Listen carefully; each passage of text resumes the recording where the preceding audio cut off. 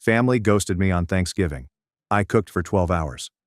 Anyway, 6 months later, my son came back alone. So I gave him a binder that ended it all. I'm a 63-year-old woman living alone in the house where I raised my son. It's a peaceful neighborhood located outside of Dayton, Ohio.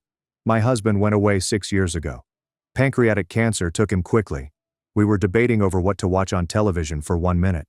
The next thing we knew, we were sitting in a doctor's office, being informed he only had months to live. He made 3. After he died, my world became smaller. My kid, Caleb, was the only connection that still seemed alive. He was always a good child. Not perfect, but good. He would call at least once every week. We'd have lunch when he got into town. I clung to it, perhaps more than I should have. Then he met Sierra. She worked in technology, something far and difficult. She was sharp. I will not lie. The initial impression was impressive.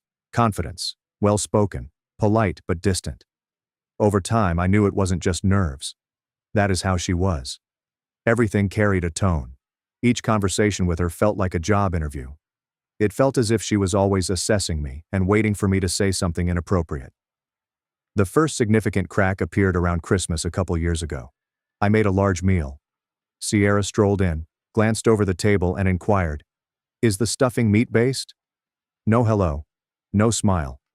"This is just a checklist." I said yes. She did not touch it. I barely touched anything. She brought her own meals in Tupperware. She phoned ahead the next year. I was told that if I wanted them to come, I needed to agree not to make anything with a face. No turkey, no ham, and no eggs. I didn't understand, but I said okay. I prepared a meatless dinner. It wasn't perfect, but I tried.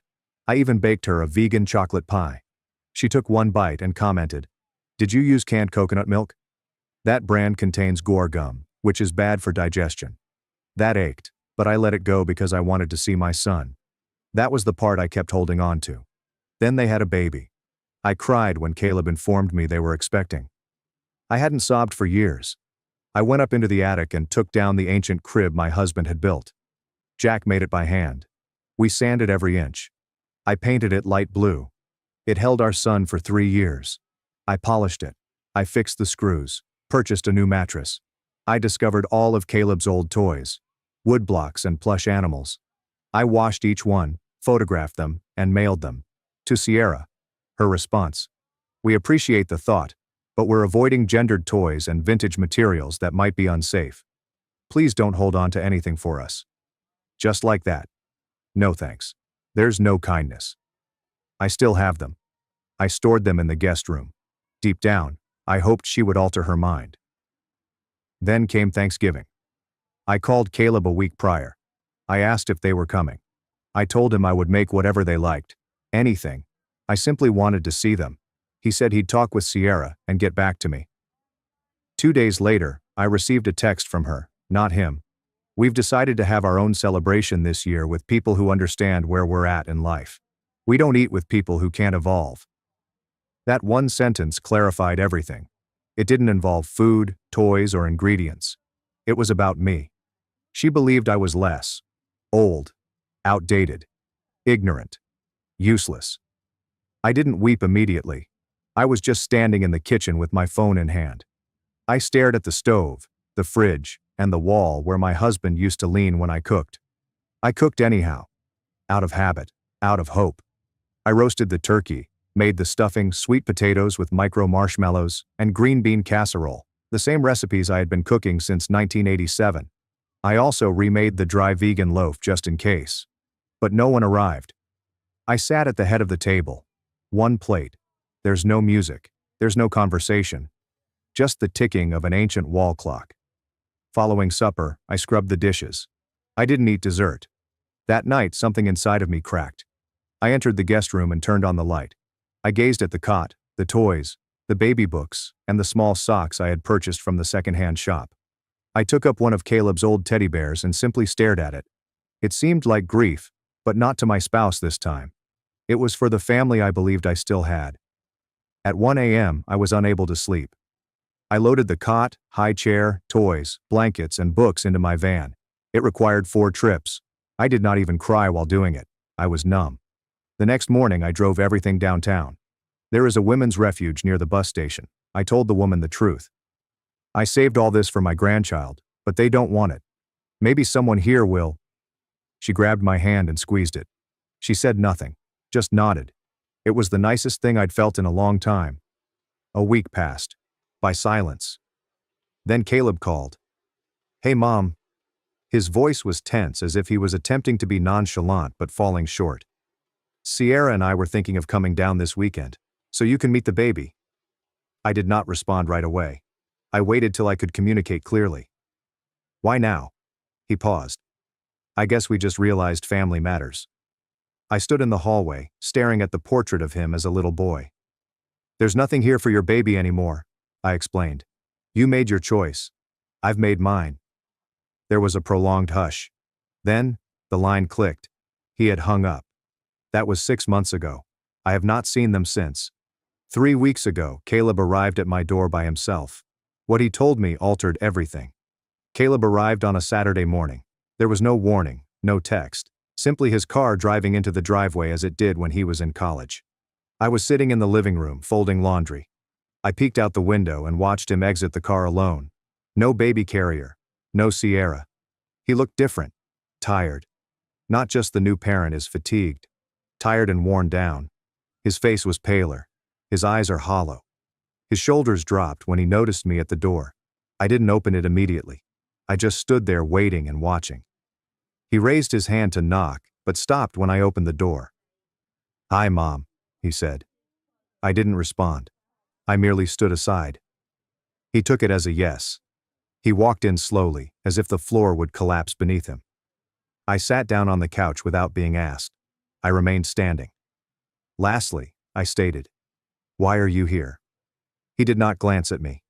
His gaze remained fixated on the old coffee table, the one with the scratch he made when he was 7. "I'm sorry," he replied. Quiet. "I'm really sorry." I still waited. "She left," he said. My heart didn't race. My stomach did not flip. I felt nothing at first, just feeling numb again. "When?" I asked. 2 months ago. He claimed she took the baby. She said she wanted some space. They said I wasn't supportive enough. She's currently in Seattle with her sister. I swallowed hard and he looked up at me. His eyes were crimson. "I haven't seen my daughter in 8 weeks. She won't let me FaceTime her. Won't send pictures. She says I'm emotionally unstable and too tied to regressive influences. That means you, Mom." I did not say anything. I just sat across from him. "I didn't defend you," he said, his voice shaking. "I let her push you out. Every time you tried to help or reach out, I let her shut it down. I told myself it was easier to keep peace with her than to stand up for you. I was weak." He ran 2 hands through his hair. "I thought I was being a good husband. I thought compromising meant keeping things smooth. But I gave up too much. I let her cut you out, and then she cut me out too." I leaned forward carefully. "Why are you really here, Caleb?" He caught my gaze, and for the first time in years, I recognized my son, not the guy she'd molded him into. "I need your help," he said. He retrieved a folder from his bag. Legal documents, custody forms, SMS, and emails. "She's filing for sole custody. Claims I'm not safe, that I let toxic people near the baby." He paused. "She named you in the documents.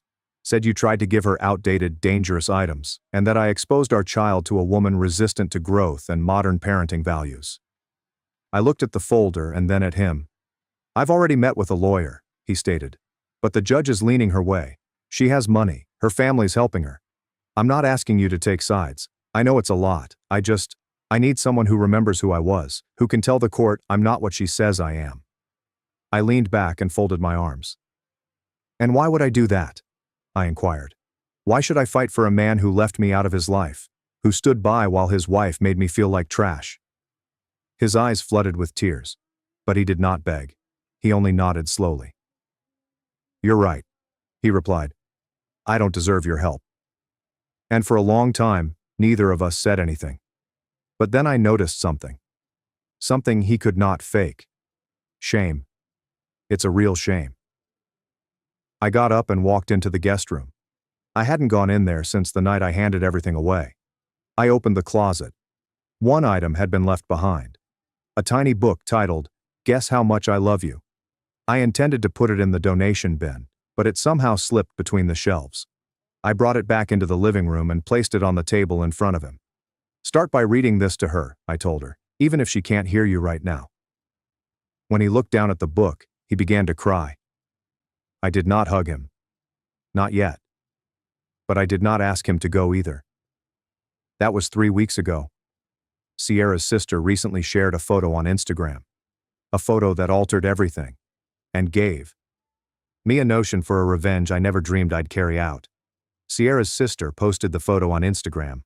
I don't follow her, but a neighbor's daughter, who is still in touch with Caleb, noticed it and forwarded it to me. It featured Sierra enjoying an outside breakfast, smiling broadly and clutching a mimosa. Her daughter, my granddaughter, was seated on the lap of another mother. That part did not hit me right immediately. I was too concentrated on Sierra's expression, as if she were impenetrable and the entire universe had conformed to her way of doing things. But then I looked more closely. The woman holding the infant was not her sister. I zoomed in. She was in her late 30s and held my granddaughter as if she were her own. She wore a gold necklace around her neck and a slender bracelet with a heart-shaped pendant on her wrist, with the caption, "Brunch with my favorite people. Love being part of your little village, sweet girl." The account was private, but the username was marked as @angelm.lake. I showed Caleb the photo that night. He turned pale. "That's Marissa," he answered. "Sierra met her in an online parenting group. They've been getting close, but she told me Marissa was just helping out with babysitting." He contacted his lawyer the next day. Sierra had not simply relocated to Seattle for room. She had signed a temporary lease with Marissa. Shared custody was not her intention. She wanted to replace Caleb entirely, he told me. "She's building a case that I'm irrelevant. And now I'm starting to believe she planned this a long time ago." I said nothing, but I also believed it. I'd seen how she operated. She did not argue. She removed it. She erased. Clean and silent, just like she had with me. So I made my selection. I asked Caleb to let me handle the next phase. He did not like that. He said he didn't want me trapped in the middle, but I wasn't in the center anymore. I was already outside of it, looking in. I remembered something from some years ago.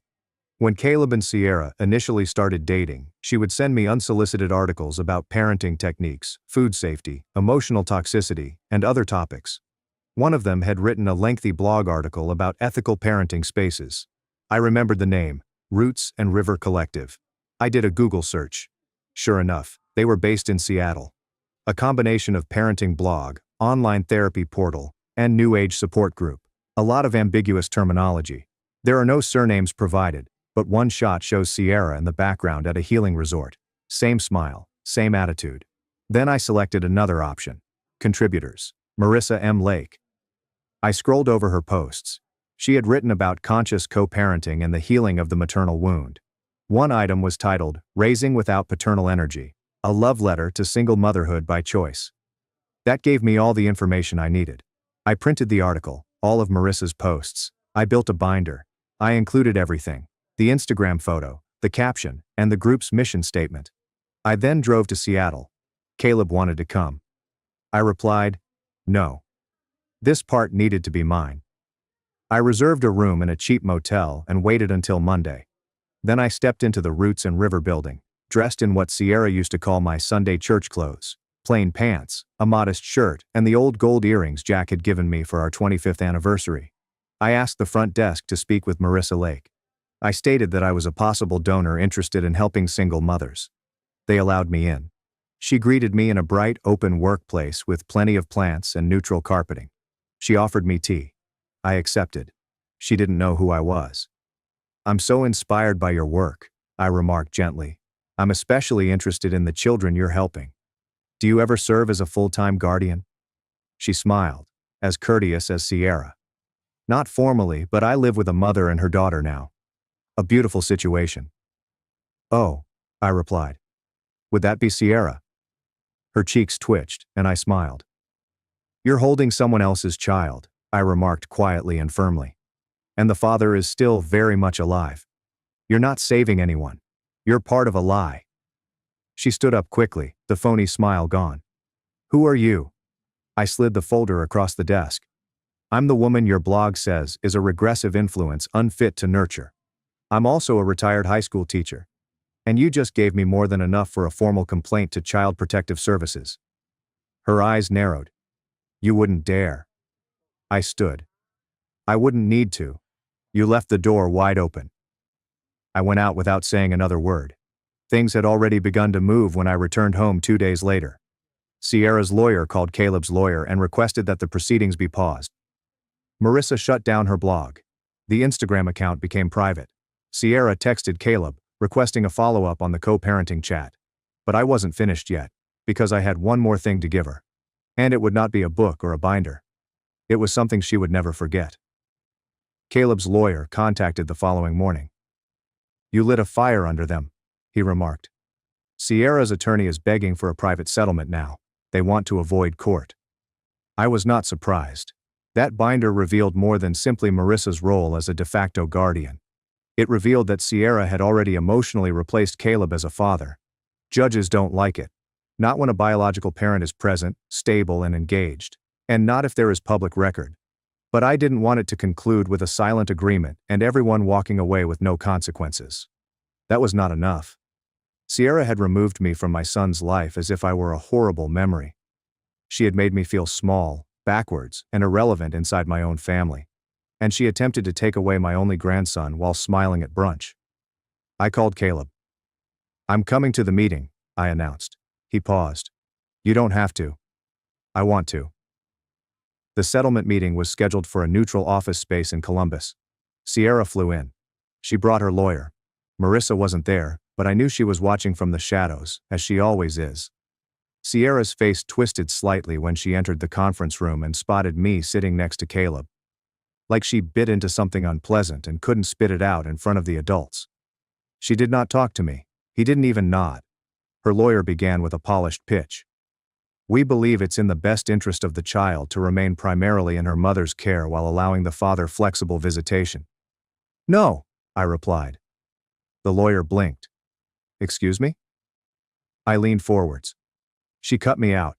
Lied to Caleb. Took his child across the country. Had another woman caring for her without legal rights. Built a fake family. And now that it's falling apart, she wants to revisit things. I looked at Sierra. You made a point to tell me I couldn't evolve. So, let me show you what I've learned. I dug inside my purse and took out copies of fresh paperwork. I requested my former students to prepare an affidavit. Letters from mothers I've coached over the years. The director of the women's shelter where I donated the baby supplies stated that I was one of the most altruistic people he had ever met. The best example is a notarized statement from a former Roots and River employee. Someone who quietly exited after observing how Marissa handled co-living arrangements. She elaborated. Marissa manipulated young mothers into cutting off toxic influences so she could fill the space. That was her final sentence. I watched Sierra become isolated, paranoid, and totally dependent. This isn't co-parenting. This is coercion. Sierra's lawyer skimmed the documents. His face became white. Sierra attempted to speak, but her voice cracked. This is character assassination. No, Caleb replied. This is accountability. In the end, she had no option. They offered Caleb 50-50 custody on paper, but in actuality, it would be closer to 60-40 in his favor. He would keep their daughter in Ohio during the school year. Sierra may pay a visit during the summer and during breaks. They were compelled to meet with a court-appointed co-parenting counselor once a month. And Marissa? She was no longer allowed to have unsupervised contact with the child. The court found her friendship with Sierra disturbing. But even this wasn't enough for me. So, as I was leaving the building, I handed Sierra one last thing. A little envelope. She opened it directly in the hallway. Inside was a photograph of the old crib that they had deemed unsafe. Also, this was formerly home to a real family. Shame. You'll never know what that's like. She did not hunt me down. Did not yell. She just stood there, motionless, staring at it as the world went on around her. Weeks have passed. Caleb moved back into the house for a bit. We took things slowly. There were awkward silences and old pain, but we built piece by piece. The first time he brought my granddaughter here, she fell asleep in my lap while reading Guess How Much I Love You. I gazed down at her little hand, curled around mine, and realized I hadn't lost my family. I had just reclaimed it from someone who never deserved to have it. Now, every time I walk past that vacant guest room, freshly painted, Crib replaced with a genuine toddler bed. Bookcase full of new stories. I feel something I haven't felt in years. Not anger. No, not at all. Just peace. Genuine, calm tranquility. The kind that only arrives when the storm has passed and all wrongs have been resolved.